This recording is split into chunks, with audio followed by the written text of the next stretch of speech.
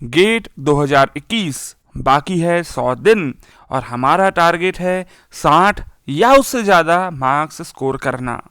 कैसे हम इन 100 दिनों का मैक्सिमम यूटिलाइजेशन करते हुए अपना बेस्ट रिजल्ट निकाल सकते हैं, क्या हमारी स्ट्रेटेजी होनी चाहिए, कैसे इन 100 दिन को हम लोग डिवाइड करें और कौन कौन से टॉपिक्स पे ध्यान दें, इन सभी बातों को हम डिस्कस करने वाले हैं इस सेशन में।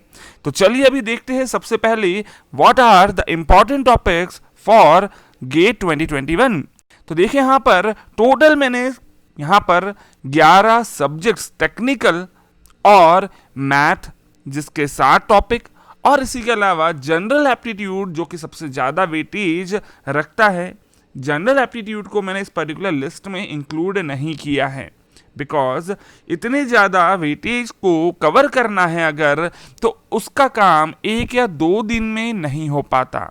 प्लस काफ़ी बार स्टूडेंट्स को ऐसा भी लगता है कि जनरल एप्टीट्यूड में ऐसा कुछ खास पढ़ने को नहीं है क्योंकि इंजीनियरिंग करने वाला student already 6th 7th 8th 9th 10th तक की मैथमेटिक्स तो ऑलरेडी जानता है। लेकिन हाँ, बिल्कुल रिक्वायरमेंट होती है प्रैक्टिस करने की, प्रीवियस ईयर और उसके जैसे ही क्वेश्चंस की वहाँ पर बार बार प्रैक्टिस करते हुए अपनी स्पीड को इंक्रीज करने की। तो एप्टीट्यूड को मैं मानता हूँ कि 1 या 2 दिन में तैयारी नहीं बल्कि पूरे के पूरे 100 दिन आपको डेली आधा या 1 घंटा आपको देते हुए कुछ number of questions daily attempt करने की कोशिश करनी चाहिए। तो ऑफ कोर्स मैंने यहाँ पर अपने जनरल एप्टीट्यूड को इंक्लूड नहीं किया है। टोटल चेक करेंगे यहाँ पर, तो इन टोटल 12 सब्जेक्ट्स में मैंने 60 टॉपिक्स यहाँ से अलग से छांट के आपको दिए हैं। उनके बारे में हम लोग बाद में बात करते हैं, लेकिन यहाँ पर मैंने इन सभी 60 टॉपिक्स को टोटल 75 डेज में आपके सामने टारगेट के रूप में लिखा है। आप इनका सीक्वेंस कौन सा सब्जेक्ट पहले लेना है, कौन सा बाद में लेना है, ये ऑफ कोर्स आप चेंज कर सकते हो। ये भी हो सकता है कि आप नंबर ऑफ डेज भी जो मैंने यहाँ पर लिखे हुए हैं इन नंबर ऑफ डेज को भी आप चेंज करें डिपेंडिंग अपॉन कि आपने कौन सा सब्जेक्ट कितने अच्छे से अभी तक तैयार किया है। अगर बिल्कुल भी नहीं किया तो भी यहाँ पर मैक्सिमम 75 डेज में अपने आप सारे के सारे जितने भी कंसेप्ट्स हैं उन सभी को कंप्लीट कर सकते हो।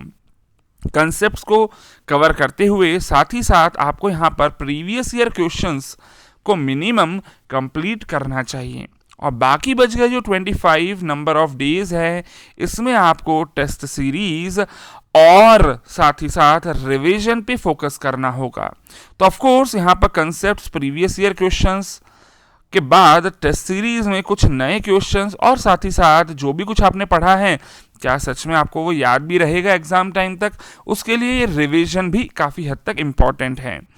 तो टोटल जो 100 डेज की स्ट्रेटेजी है उसमें पहले के 75 डेज में क्या पढ़ना है हम इन्हीं के बारे में यहाँ पर डिस्कस कर रहे हैं।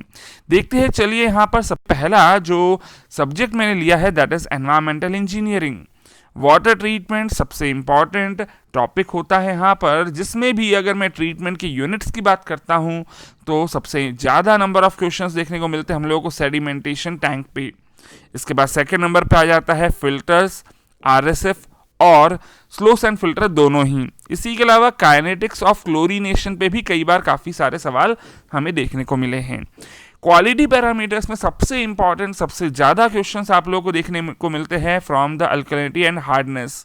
साथ ही साथ इसी के अलावा यहाँ पर पीएच पे भी क्वेश्चंस आपको देखने को मिले हैं। सीवेज पैरामीटर्स में आपको सिर्फ और सिर्फ बीओडी पढ़ लेना भी काफ़ी होगा। बीओडी पे बेस्ड ही आपको अधिकतर न्यूमेरिकल्स हर साल देखने को मिलते हैं। एयर पॉल्यूशन छोटा टॉपिक होते हुए भी काफ़ी इंपॉर्टेंट है, इसलिए यहाँ पर कम से कम पॉल्यूटेंट्स का क्लासिफिकेशन, उन पॉल्यूटेंट्स का इफेक्ट क्या है और साथ ही साथ लैप्स रेट से बनने वाली अलग अलग तरह की प्लूम्स कौन कौन सी है और इन पर्टिकुलर एयर पॉल्यूशन का कंट्रोल कैसे करना चाहिए उसके लिए अलग अलग डिवाइस के बारे में भी आपको पढ़ना होगा। इसी के अलावा सीवेज ट्रीटमेंट में बात करता हूँ तो सबसे इंपॉर्टेंट टॉपिक जो होता है that is activated sludge process और इसी के अलावा सेडिमेंटेशन टैंक से रिलेटेड यहाँ पर कई बार ग्रिट चैम्बर के नाम पे भी सवाल आपको काफ़ी हद तक मिल जाते हैं। बाकी सारे टॉपिक्स को अगर आपके पास अभी टाइम कम है तो इनको आप कवर करते हुए बाकी टॉपिक्स को इग्नोर भी कर सकते हो। चलिए इसी का देखते हैं next subject, that is highway engineering. Highway में ज्योमेट्रिकल डिज़ाइन काफ़ी ज़्यादा इंपॉर्टेंट टॉपिक होता है, जिसमें एसएसडी ओएसडी सबसे पहले, इसी के बाद हॉरिजॉन्टल कर्व्स में सुपर एलिवेशन, और वर्टिकल कर्व्स जिसमें आप समिट और वैली कर्व्स के बारे में स्टडी करते हो, और ट्रांजिशन कर्व्स। ये कुछ इंपॉर्टेंट पॉइंट्स है जिनको आपको कवर करना होगा ज्योमेट्रिकल डिज़ाइन में। ट्रैफिक इंजीनियरिंग में स्पीड वॉल्यूम डेंसिटी का जो रिलेशनशिप होता है, लीनियर मॉडल, उस पर बहुत ज़्यादा सवाल मिलते हैं। डिले एंड स्पीड के ग्राफिकल बेस्ड काफ़ी सारे क्वेश्चंस आप लोगों को मिलेंगे। इसी के अलावा पॉइजन डिस्ट्रीब्यूशन में आप काफ़ी ज़्यादा एक्सपोनेंशियल, नेगेटिव एक्सपोनेंशियल वेरिएशन वाले क्वेश्चंस देखने को मिलेंगे। सिग्नल्स जिसमें सिर्फ और सिर्फ एक ही मेथड है, दैट इज वेबस्टर्स मेथड, वो भी काफ़ी हद तक इंपॉर्टेंट होगा। हेडवे और कैपेसिटी से रिलेटेड ये स्पीड और डेंसिटी को भी कंबाइन करते हुए क्वेश्चंस यहाँ पर आपको बनाकर दिए जाते हैं। पेमेंट डिज़ाइन जो कि थर्ड इंपॉर्टेंट टॉपिक होता है हाईवे में, जिसमें आप देखोगे कि मोस्ट ऑफ द क्वेश्चंस आपको IRC 37 का जो फॉर्मूला है उस पे बेस्ड मिलते हैं। इसी के अलावा रिजिड पेमेंट में LB क्रिटिकल स्ट्रेस के कॉम्बिनेशन और स्ट्रेसेस कहाँ कहाँ 3 लोकेशंस होती हैं, उनके बारे में सवाल आपको काफ़ी बार मिल जाते हैं। पेमेंट मटेरियल्स की मैं बात करता हूँ तो देखिए यहाँ पर कुछ बिटुमेन मटेरियल्स, बिटुमेन की प्रॉपर्टीज़ है, और इसी के अलावा एग्रीगेट की कुछ प्रॉपर्टीज़ है। इनके स्टैंडर्ड्स के अलावा जो बिटुमिनस मिक्स डिज़ाइन करने के लिए आप मार्शल स्टेबिलिटी टेस्ट करते हो, वो बहुत ज़्यादा इंपॉर्टेंट होता है। न्यूमेरिकल क्वेश्चंस आपको मार्शल स्टेबिलिटी टेस्ट से मिलते हैं, जबकि इन दोनों टॉपिक से आपको थियोरेटिकल क्वेश्चंस देखने को मिलेंगे। इसी के अलावा अगर मैं ट्रांसपोर्टेशन का, रेलवे और एयरपोर्ट की भी बातें करता हूं, तो देखिए रेलवे में से एकमात्र इंपॉर्टेंट टॉपिक है, that is your super elevation and cant calculation, negative cant, और इसी के अलावा आपको हो सकता है कि कैंट डेफिशिएंसी और कैंट एक्सेस पे बेस्ड क्वेश्चंस मिले। अगर एयरपोर्ट की बातें करता हूं तो सिर्फ और सिर्फ रनवे लेंथ कैलकुलेशंस में जो आपको अलग अलग टेम्परेचर ग्रेडियंट के लिए करेक्शंस देने होते हैं, उस पे बेस्ड न्यूमेरिकल आने के चांसेस सबसे ज़्यादा हैं। आगे देखते हैं यहाँ पर fluid mechanics. Open channel flow सबसे इंपॉर्टेंट टॉपिक होता है फ्लूइड मैकेनिक्स में हमारे लिए। मोस्ट एफिशिएंट सेक्शन, अलग अलग तरह के शेप्स के लिए जो एफिशिएंट सेक्शन के लिए फाइनल फॉर्मूलेज आते हैं, फाइनल टर्म्स आती हैं, उनको याद रखना है। हाइड्रोलिक जंप के जो फॉर्मूलेज बनते हैं 4-5, उनको आपको याद रखना है। ट्रांजिशंस मतलब हम्प दे दिया जाए या फिर विड्थ चेंज कर दी जाए तो उसमें आप कैसे कैलकुलेशंस करते हैं, ये आपको सीखना होगा। और इसी के अलावा जो 15 तरह की स्लोप प्रोफाइल्स होती हैं, इनको भी आपको ठीक से पढ़ना जरूरी है। फ्लो थ्रू पाइप्स, यहाँ पर ओपन चैनल फ्लो से तो कम इंपॉर्टेंट होता है, लेकिन बहुत इजी टॉपिक होता है, जिसमें आपको मेजर एंड माइनर लॉसेस के फॉर्मूलीज और सीरीज और पैरेलल में अगर पाइप्स दी हो तो उनका कैसे एनालिसिस करना है, ये आपको सीखना होगा। ऑफ कोर्स फ्लूइड मैकेनिक्स पढ़ा जा रहा है तो बर्नौलीज थ्योरम और वेंचुरीमीटर और ऑरिफिस पे बेस्ड जो फॉर्मूलेज है वो भी काफ़ी इंपॉर्टेंट होंगे। हाँ, ये बात एक अलग है कि इन सभी पे बेस्ड किस तरह के क्वेश्चंस आपको पूछे जा सकते हैं, इनको भी हम लोग यहाँ पर कवर करेंगे, तो उसके बारे में बाद में बात करता हूँ।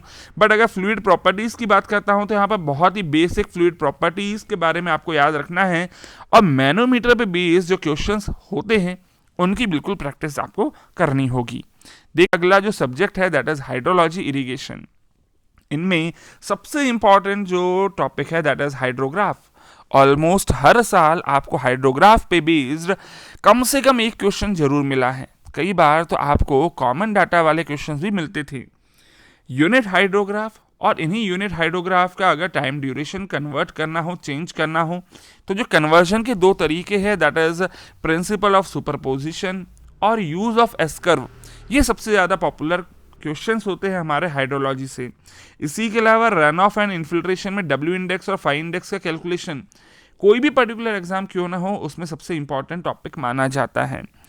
प्रेसिपिटेशन चैप्टर की अगर मैं बात करता हूं तो मिसिंग रेनफॉल और इसी के अलावा एवरेज रेनफॉल निकालने के लिए जो थीजन पॉलीगॉन मेथड है, इस पे क्वेश्चंस बनने के सबसे ज़्यादा चांसेस है। क्रॉप वाटर रिक्वायरमेंट जो कि इरीगेशन का एक टॉपिक है, duty, delta, base period, crop period, इन सब पे बेस्ड ऑफ कोर्स आपको हर साल एक क्वेश्चन एक न्यूमेरिकल मिल जाता है। मस्किंगम मेथड जो कि फ्लड राउटिंग का ही एक मेथड है, इस पे भी आपको काफ़ी बार क्वेश्चंस मिल जाते हैं। तो इन 5 टॉपिक्स को आप बिल्कुल यहाँ पर अच्छे से कवर कर लेना। इसी के अलावा नेक्स्ट अगर सब्जेक्ट बात करता हूँ तो टेक्निकल में सबसे इंपॉर्टेंट सब्जेक्ट है सॉइल मैकेनिक्स, लेकिन ये जितना इंपॉर्टेंट है उतना ही बड़ा भी है। सबसे ज़्यादा टॉपिक्स यहाँ पर मैंने लिखे हैं, देखेंगे तो सबसे पहला टॉपिक जो है दैट इज सॉइल प्रॉपर्टीज। जो हमने पहले की 6 प्रॉपर्टीज देखते हैं, that is void ratio, porosity, water content, degree of saturation, bulk, unit weight और इसी के अलावा स्पेसिफिक ग्रेविटी, इन सभी के बारे में आपको पढ़ना होगा। और परमेबिलिटी की अगर मैं बात करता हूं तो बहुत ही कम पॉइंट्स है जो मैंने यहाँ पर लिखे हैं, that is lab test. 2 test होते हैं लैब में, स्ट्रेटिफाइड सॉइल के लिए KX KY क्या होता है, और Darcy law V is equals to KI, of course इनको भी याद रखना है। इफेक्टिव स्ट्रेस की बात करते हैं तो यहाँ पर 3 इंपॉर्टेंट केस मैंने बताए हैं, एक सीपेज, कैपिलरिटी और सरचार्ज। बाकी सिंपल सबमर्ज सॉइल या फिर ड्राई सॉइल का केस आपको पूछने के चांसेस सबसे कम होंगे। कंसोलिडेशन की बात करें तो सबसे ज़्यादा चांसेस है सेटलमेंट पे बेस्ड क्वेश्चंस पूछने की। इसी के अलावा टाइम बेस्ड क्वेश्चंस के लिए आपको टीवी का फॉर्मूला याद रखना होगा, और void ratio versus effective stress का ग्राफ जिससे आप लोग CC CV CC CR या AV को डिफाइन करते हो, ऑफ कोर्स वो भी काफ़ी इंपॉर्टेंट है। शीयर स्ट्रेंथ चैप्टर की बात करें तो यहाँ पर सिर्फ 2 ही इंपॉर्टेंट पॉइंट्स होंगे, that is your Coulomb's theory जिसके लिए शीयर स्ट्रेंथ का डायरेक्ट फॉर्मूला होता है, और इसी के अलावा ट्रायक्सियल शीयर टेस्ट में सिग्मा 1 किसके बराबर होता है और सिग्मा 3 किसके बराबर होता है, उन पे बेस्ड भी क्वेश्चन काफ़ी बार आपको मिल जाते हैं। इसी के अलावा अगर मैं अर्थ प्रेशर की बात करूं तो इसमें आप कोहेसिव सॉइल में जो टेंशन क्रैक्स बनते हैं उन पे बेस्ड काफ़ी बार अभी आपको रिसेंट में सवाल देखने को मिलेंगे। रैंकाइंस थ्योरी पे बेस्ड कोहेजनलेस सॉइल का जो हम लोग एनालिसिस करते हैं वो काफ़ी इंपॉर्टेंट हो सकता है। लेकिन शैलो फाउंडेशन और डीप फाउंडेशन यहाँ पर मोस्ट इंपॉर्टेंट टॉपिक्स बनते हैं। तो देखिए शैलो में अगर मैं यहाँ पर एनालिटिकल अप्रोच की बात करता हूँ तो तरजागी थ्योरी का फॉर्मूला और वाटर टेबल का इफेक्ट सबसे इंपॉर्टेंट। लेकिन अगर फील्ड टेस्ट की बात करता हूँ तो दोनों ही field test that is plate load test और SPD टेस्ट, ये दोनों ही याद रखना है आपको। और इसी के अलावा अगर मैं डीप फाउंडेशन की बात करता हूँ तो स्टैटिक मेथड जिसमें हम लोग फॉर्मूला निकालते हैं पाइल फाउंडेशन के लिए, कैसे हम लोग लोड निकाल देंगे। इसी के अलावा ग्रुप एक्शन, ये दोनों ही पार्ट इंपॉर्टेंट होंगे हमारे डीप फाउंडेशन में।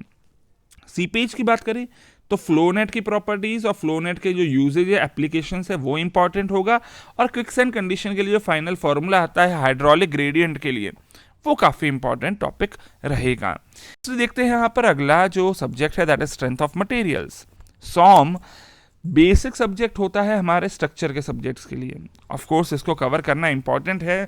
तो सबसे पहले मैंने यहाँ पर सिंपल स्ट्रेसेस एंड स्ट्रेन का टॉपिक लिखा है, जिसमें नॉर्मल स्ट्रेसेस का तो ऑफ कोर्स हम लोग पार्ट पढ़ते ही है, बट टेम्परेचर स्ट्रेसेस और कंपोजिट बार्स पे बेस्ड न्यूमेरिकल्स भी आपको काफ़ी इंपॉर्टेंट होंगे। डिफ्लेक्शन ऑफ बीम्स की मैं बात करता हूँ तो सिर्फ 3 मेथड्स भी काफ़ी होंगे आपके लिए यहाँ पर, एरिया मोमेंट मेथड, मैकॉलीज मेथड और प्रिंसिपल ऑफ सुपरपोजिशन। इन तीनों को याद रख ले, और जो स्टैंडर्ड केसेस में डिफ्लेक्शन ऑफ बीम्स की वैल्यूज होती है डिफ्लेक्शन और स्लोप की, उनको आप याद रख ले। प्रिंसिपल स्ट्रेसेस की बात करता हूँ तो सिर्फ एक केस जो कि हमारा लास्ट केस होता है जिसमें बाईएक्सियल नॉर्मल स्ट्रेसेस के साथ साथ शीयर स्ट्रेस भी होता है, उसी केस को आप ठीक से याद रख लेंगे, काफ़ी हद तक आपके क्वेश्चंस बन जाएंगे। अगर SFD BMD की बात करता हूँ तो कौन से लोडिंग के लिए कैसा शेप बनेगा, मैक्सिमम वैल्यूज़ क्या होगी शीयर फोर्स और बेंडिंग मोमेंट की, ये आपको ना सिर्फ सॉम बल्कि बाकी आगे आने वाले डिज़ाइन के सब्जेक्ट्स में भी इंपॉर्टेंट होगा, और तो ऑफकोर्स उसको कवर करना है। और इसी के अलावा बेंडिंग स्ट्रेसेस की बात करूंगा तो सिर्फ फ्लेक्चरल फार्मूला है वही काफ़ी है आपके लिए, उसी पे बेस 2-4 आप एग्जांपल्स करके देख लेंगे, काफ़ी हो जाएगा। शीयर स्ट्रेसेस की बात करता हूं तो यहाँ पर वेरिएशन और मैक्सिमम वैल्यूज बिल्कुल याद करके आपको जाना है।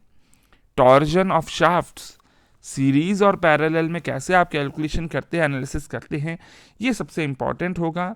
सो ये बातें होगी हमारे स्ट्रेंथ ऑफ मटेरियल की। चलिए देखते हैं नेक्स्ट सर्वेइंग में लेवलिंग सबसे इंपॉर्टेंट टॉपिक होगा, जिसमें राइज एंड फॉल और हाइट ऑफ इंस्ट्रूमेंट मेथड, जो 2 मेथड्स है लेवलिंग के, सबसे इंपॉर्टेंट होंगी। और इसी में सेंसिटिविटी पे बेस्ड जो क्वेश्चंस बनते हैं वो भी काफ़ी इंपॉर्टेंट है। कंपास सर्विंग में WCB और क्वाड्रेंटल बियरिंग में कन्वर्जन कैसे करना है ये, और इंक्लूडेड एंगल्स कैसे कैलकुलेट करना है ये भी काफ़ी इंपॉर्टेंट होगा। ट्रैवर्सिंग, करेक्शंस और एरर्स कैलकुलेट करना और करेक्शंस देना, इस पे बेस्ड न्यूमेरिकल आपको बिल्कुल पूछा जा सकता है। फोटोग्रामेट्री खैर छोटा टॉपिक है, इसीलिए मैंने यहाँ पर कुछ पॉइंट्स लिखकर नहीं दिए, लेकिन इंपॉर्टेंट होता है हमारे रीसेंट ट्रेंड के अनुसार। तो चलिए देखते हैं अभी next subject is steel structures. Important यहाँ पर सबसे ज़्यादा इंपॉर्टेंट जो टॉपिक्स है that are your connections, rivet bolts हो या फिर वेल्डेड कनेक्शंस हो। इसमें भी इसेंट्रिक लोडिंग सबसे ज़्यादा इंपॉर्टेंट होती है और रिवेट वैल्यू निकालना ताकि नंबर ऑफ रिवेट्स आप निकाल पाए, ये सबसे इंपॉर्टेंट क्वेश्चंस बनते हैं। प्लास्टिक एनालिसिस ऑफ कोर्स, अगर मैं स्टील स्ट्रक्चर की बात करता हूँ, मोस्ट इंपॉर्टेंट टॉपिक होता है जिसमें मैकेनिज्म्स आपको बनाकर चेक करना पड़ेगा। टेंशन मेंबर्स में नेट एरिया के कैलकुलेशंस करना जिसके लिए फॉर्मूलेज हैं वो सबसे इंपॉर्टेंट टॉपिक बन जाता है। इसके अलावा अगर बात करते हैं थ्योरी ऑफ स्ट्रक्चर्स में, तो इनडिटर्मिनेसी की डिग्री एक्सटर्नल हो या इंटरनल हो, दोनों ही कैलकुलेशन करना आपको आना चाहिए। और ट्रस का एनालिसिस कैसे करना है, दो मेथड्स है, मेथड ऑफ जॉइंट और मेथड ऑफ सेक्शंस।